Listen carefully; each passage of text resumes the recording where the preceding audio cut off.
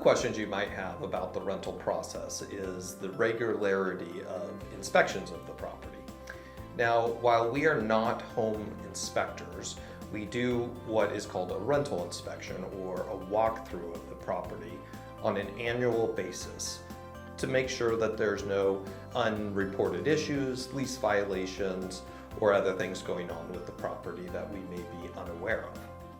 We also do a walkthrough at the beginning of tenancy when the tenant moves in to determine exactly what the property looks like at move-in and set the expectation for how it should be returned at move-out.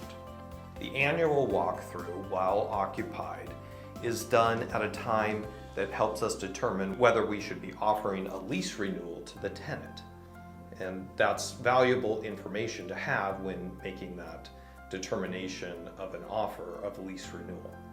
We also do a walkthrough inspection at the end of tenancy, a move-out inspection. All of these inspection reports are put together in a PDF that's easily emailed to the owner, where you can click on them and see each photo in full high definition. That way we can email hundreds of photos if needed to a property owner and really give a good look at exactly how the property looks at our time of our walkthrough.